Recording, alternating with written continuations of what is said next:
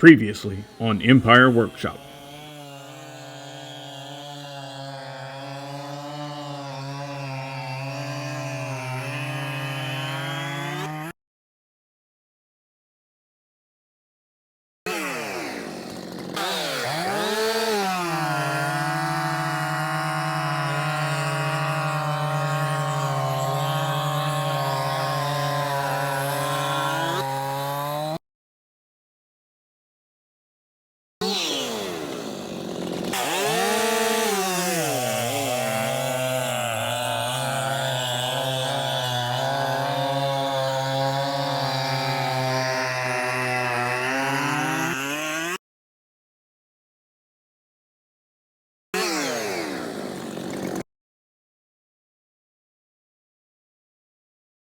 All right, gang, so here we are with the Efco 165. The only changes that has been made is that now it wears a 162 cylinder, which has smaller transfers. It's the same bore. It was also set up and created for a saw that had a 34 millimeter stroke. This saw has a 35 millimeter stroke. So that means the timing numbers of the ports was quite off. So I ported it up. We did a 10-degree taper top piston and combustion chamber. We have 96 on the exhaust roof. I'm wanting this thing to be high and run fast, high RPMs. The intake's at 78 and the transfers fell at 114 with after doing all the machine work. Squish is at 22 thousandths. Compression, I have tested it and it looks like it's probably around 220 to 230 psi, which, if you know me, I do not like that.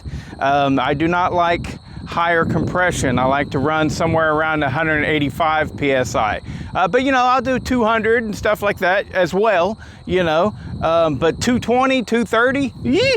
But I'm hoping that after it runs and breaks in and it dries out the cylinder from the heat and everything, I can do a compression test and it'll be lower.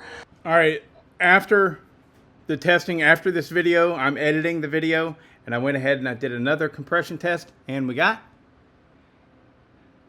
right at 180. But all we're doing right now is checking it out, see how it runs. I think that regardless of how it runs, if it's better than it was or worse, it doesn't exactly matter, because we still have issues that are holding this saw back. Like I said, I put that exhaust roof at 96 degrees because I'm wanting it to run at higher RPMs. I think that we're still going to have an issue because of the carburetor's not going to flow enough air.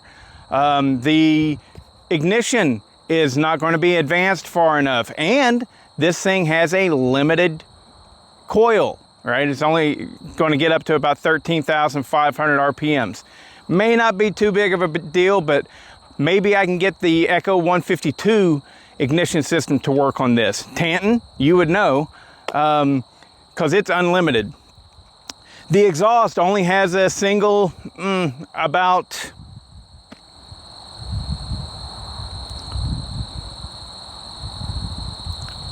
two-thirds of an inch.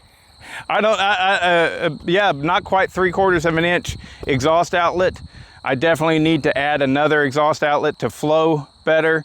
And the intake, the air filter setup here is not going to flow very well. So I'm expecting this thing to be probably better than it was, but still nothing special. Let's see.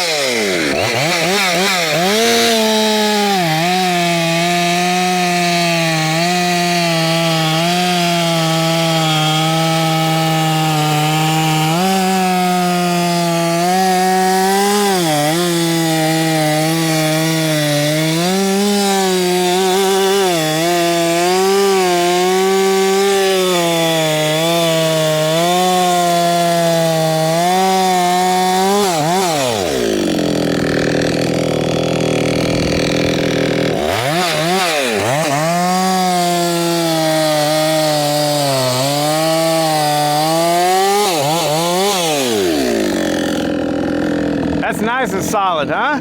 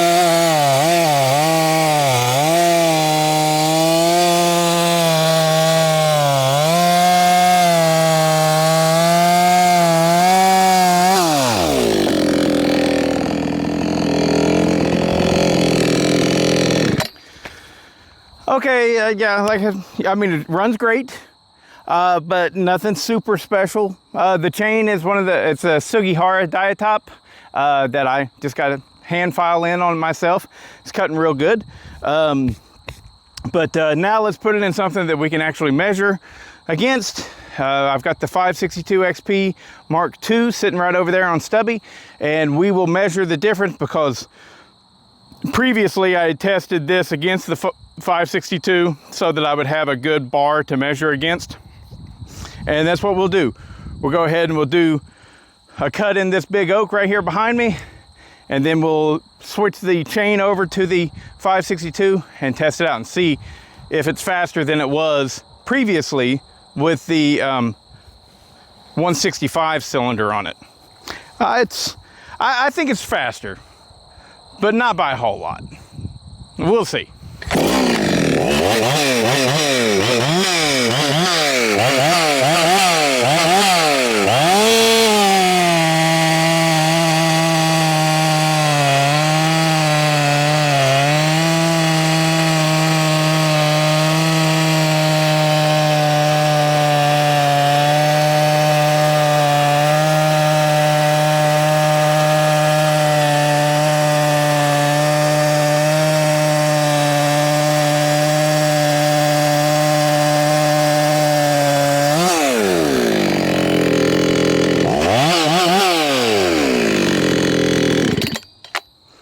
Swap everything over.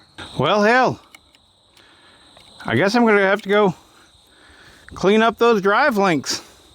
I just had to do this today with a chain that I had previously used on this Echo, or Efco, I mean. And I think the sprocket is causing the problem.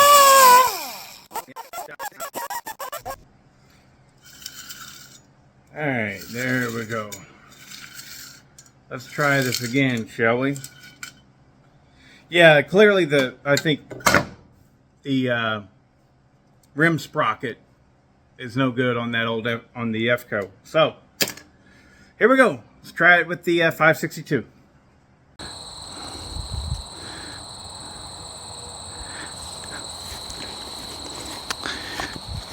All right, I'm back. Got it all squared away. We're gonna do a couple warm-up cuts with the 160 or the 562 here, and then we'll go over there and measure it in the oak.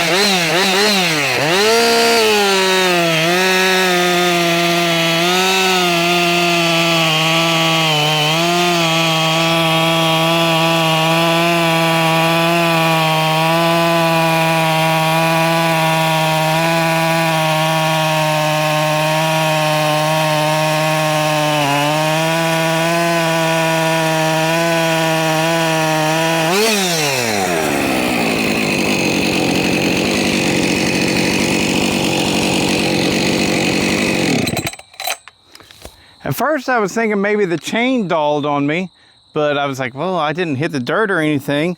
I don't think one slice in that oak would have dulled it.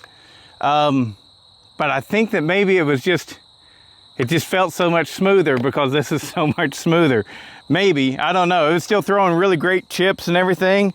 And I think the 562 is still faster than the Efco. So, and this is bone stock, by the way, completely stock, right? So, I mean, but I was still expecting that, you know, you heard me at the beginning of the video. I wasn't expecting it to be anything at all because I think it's still being held back by all of the external issues that it has.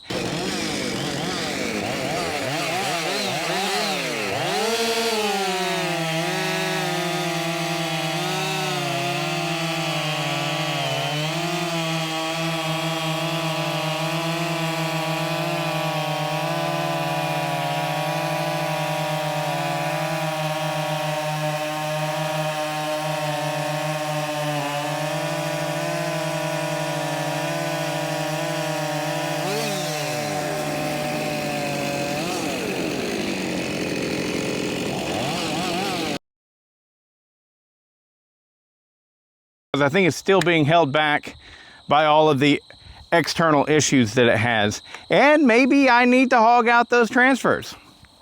Okay, so now that testing is complete, what do we know?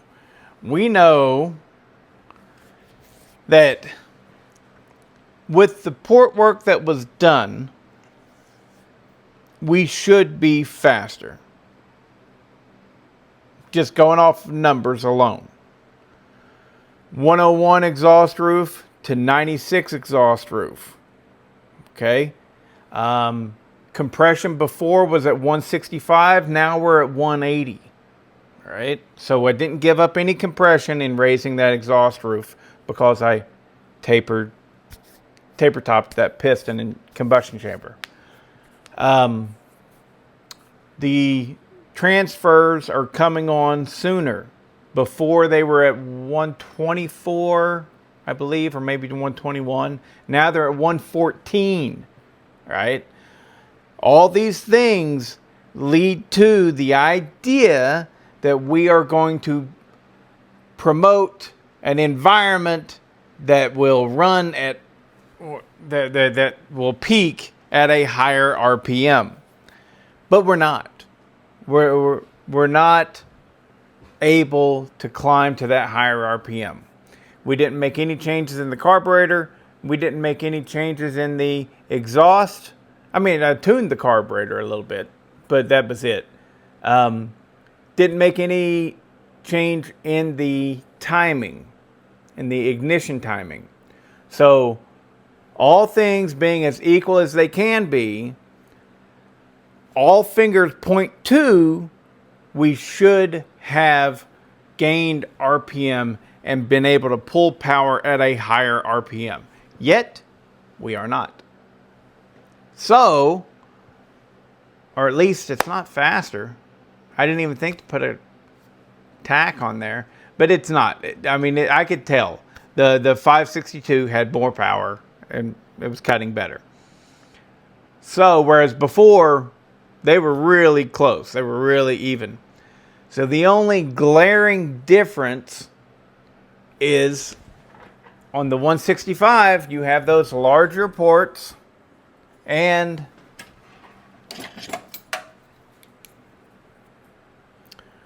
quad upper transfers.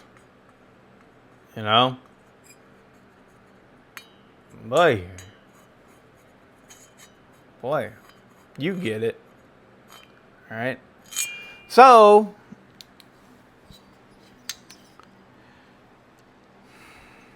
the good news is this thing still is pretty much untouched. Except for, well, I did raise those upper transfers.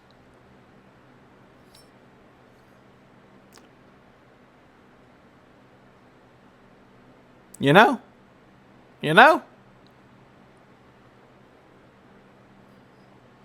So I guess what I'll do is I'll go back into the setup for the 165, the 162 cylinder that I now have on here. And the only thing I do, I won't make any port timing changes. I'll just hog out those bottom transfers and see where that takes us, you know. Hog out the bottom transfers and go from there. I don't know. Went backwards. I went backwards. So, but you know, this is, you don't get to make awesome saws without experimentation. So, anyways, wish me luck. I'll do something here at some point, and we'll try it out again. Maybe I'll give up on the 162 cylinder and just go back to this, do a taper top piston and cylinder, combustion chamber for this guy, drop it down lower. Because, you know, I never did any combustion work to it at all. You know, no, I never cut on it at all.